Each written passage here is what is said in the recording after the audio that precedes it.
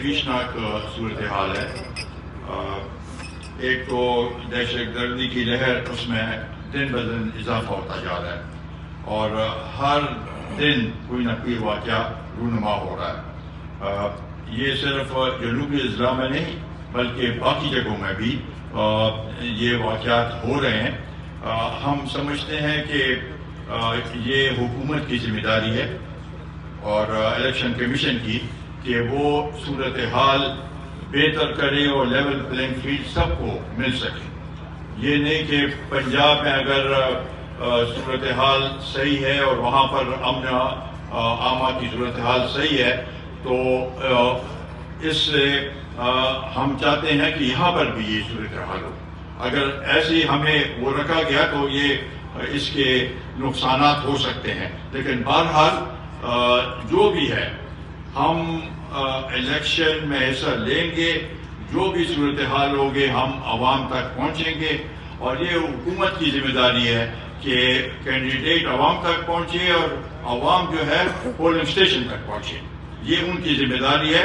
اور بہرحال جو بھی ہے ہم اس پہ اپنے جو ہے سرگرمیاں برقرار رکھیں گے اور الیکشن میں انشاءاللہ تعالی حصہ لیں گے. جہاں تک یہ خطے کی صورتحال ہے تو یہ سنگین اور افسوسناک اس لیے ہے کیونکہ ہمارے جو ہمسایہ ہیں ان کے ساتھ اگر آپ دیکھیں تو وہ صورتحال یا وہ گرم جوشی مسلم ممالک میں افغانستان ہے ایران ہے وہ نہیں رہی. سوائے چین کے باقی ہندوستان کے ساتھ تو پہلے سے ہی صورتحال خراب ہے. تو اس کے لیے میرا خیال سے کہ فراست کے ساتھ اور اس کے ساتھ کوئی ایسے اقدامات نہیں لینے چاہیے جس سے اس میں مزید اضافہ ہو. کل جو پاکستان اور ایران کے وزرائے خارجہ نے آپس میں بات چیت کی ہے تو اس کو مزید بڑھانے کی ضرورت ہے.